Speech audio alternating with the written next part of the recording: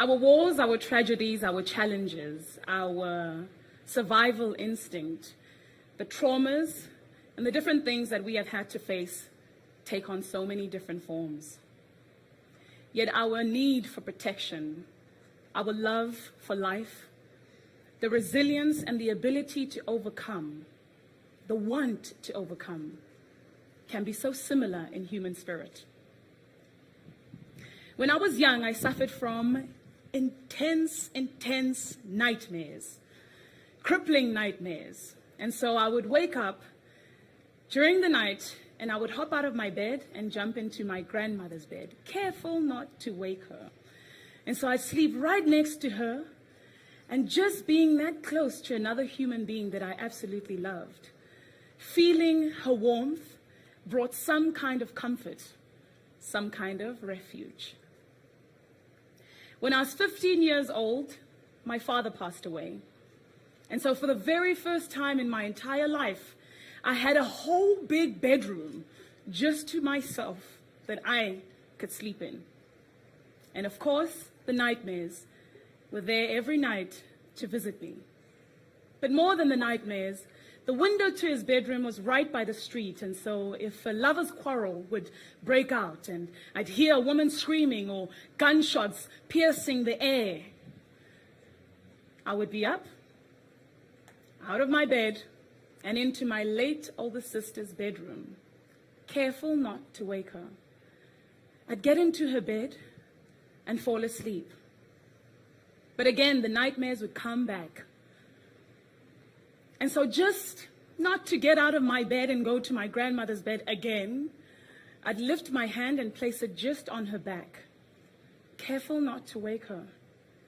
And just the feeling of another human being next to me brought some kind of comfort, some kind of refuge. Sometimes I curse my name because my name means she who strives, she who endures, against all odds. I was named by my grandmother. My father passed away and he died of AIDS. But I find service and I find honor in that in his last days I was there to take care of him, making sure to change his nappies. My grandmother passed away and I was there to take care of her. I remember those last moments as a moment of not just refuge, but a moment of knowing that someone somewhere was going through something much deeper. But every morning, I live my life with a simple rule. I wake up, I have a cup of coffee, I have conversations with people who will remind me that my life is real, that I am real. I don't have conversations with people who will make me believe that life after this moment, that life after tomorrow is not possible. Because every day I need someone to remind me that I am real. My life is real and everything that I have survived is real. Betty's life is real too. Betty is my friend. Hi, Betty. Betty is my friend. Betty is from South Sudan. She is a refugee, and she is thriving. Betty is a mother. She is a sister. She is a friend. Betty is pregnant, heavily so. But Betty is also a mom to a 3-year-old toddler, and his name is Marcello. Marcello is possibly one of the brightest 3-year-olds that I have ever encountered. And in their home, something beautiful hangs against the muddy walls. It is a heart-shaped tinsel that they made for Betty when he was that they made for Marcello when he was celebrating his 3rd birthday.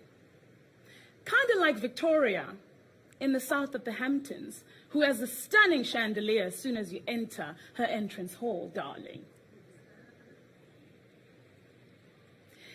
Marcello does something very smart. Not something he invented, but I think he saw his mother do one too many times. Oh, that's Esther, by the way. The little girl, she's here.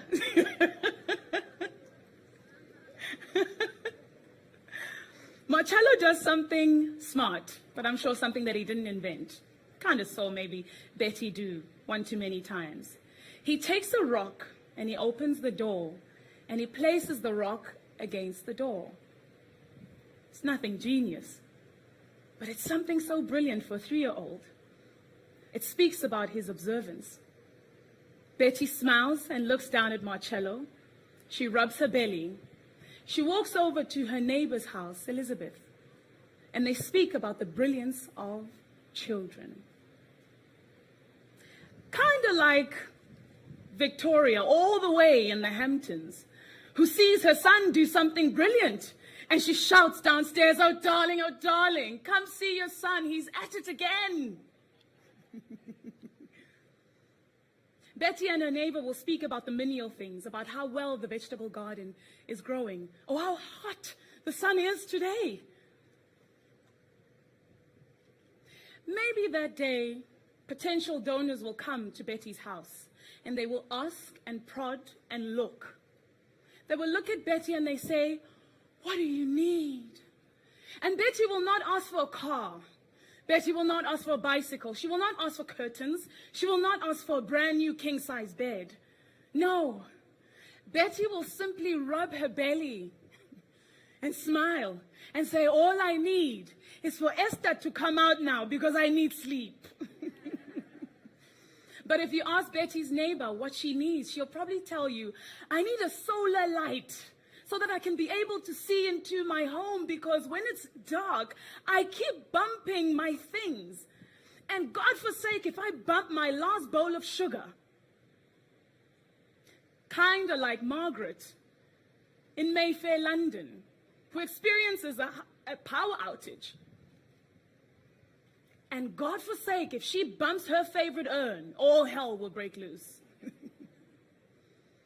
So you see, our challenges are different. Yet they are the small things that make us so similar. Another refugee may ask for stronger connection for Wi-Fi. Another, his cushion. Please, a brand new one for my wheelchair because my bum is sore now. Because after the war, after the crises, after the tragedies, after the traumas, after everything has happened to us, life must go on because we are here. We must rebuild. We must restart. Have you driven through Kakuma? Have you seen the vibrancy? Have you seen the bright smiles? Have you seen the young little kids who wave at the cars and do funny things? Just that seed of life, that restoration of dignity to say we are people beyond the label. And so I would like to tell you about a community that I'm a part of. It's called Luku. The word doesn't mean anything, please don't ask me. But I think somebody clever made it up.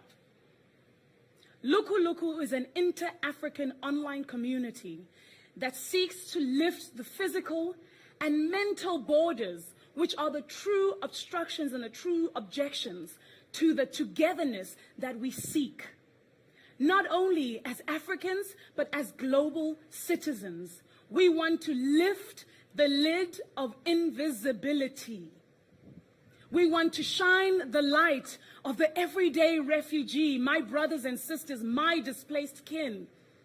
We want to change the narrative of even just the word, let alone the meaning of refugee.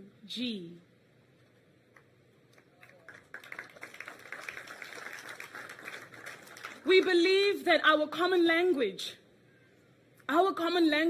is the ability to overcome. Our common language is resilience. Our common language is hope. Our common language is togetherness. But most importantly, our common language is L-O-V-E, love. And so we are here. We are here to say that our displaced brothers and sisters, our displaced kin, say, please don't walk into my muddy home. and look at the walls with droopy eyes and sadness. No, do not miss the history, because I have a portrait of my husband and I getting married. I have a heart-shaped tinsel that I made for my son when he turned 3. Question me about that. Ask me about the fact that this home has birthed love, has birthed joy and laughter and turmoil and triumph.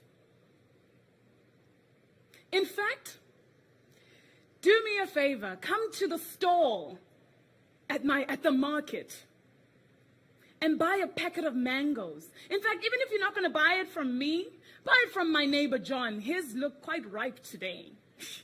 So he's giving me tough competition. Even if you're not going to eat those mangoes, or lest you contract some kind of disease in disease-ridden refugee camps, support my effort in surviving, support my effort in wanting to rebuild, support my effort in having a new hope, because a new dawn is here. And so I know that there's a tendency for us to ask each other why we support certain causes. And I suppose I support this particular human experience, this particular human story, this particular human cause, because I myself am somehow inherently a refugee. If you think about my grandmother, who was abducted at a young age and forced into child marriage, and a couple of years down the line, she thought there's no way. There must be a new dawn somewhere and a new hope. And she ran away.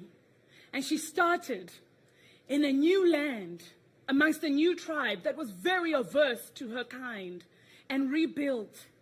And that here I am, the generation that is still watering the tree of the seed that she planted. One of my favorite things about her, and lessons that she taught me, she had a thing for broken mirrors. And of course, as a child, I'd say, but Gogo, why don't you just throw it away? What's the purpose of it? And she'd always say, pick up that mirror, look into it. Can you still see your reflection? And I'd say, yes. And so she'd say, you see, even in its broken form, it still serves its purpose. It still does what it must do. It can reflect an image and reflect a light. Dharma. Dharma is a Hindi word that means purpose. I believe strongly, fiercely, that my purpose is for this human cause. And I urge you today to think about a theater where a body is being, what do? Operated on. Think of the bed, think of the sheets, think of the tools, think of the bowls, think of the water, think of the staff that is needed, think of the surgeon. Think of the wound. That body is humanity. I can only but hope that you don't think you don't serve a purpose in that room. You can be the tool that the surgeon needs to operate on that body being humanity. You can be even the surgeon. I choose to be a surgeon for humanity.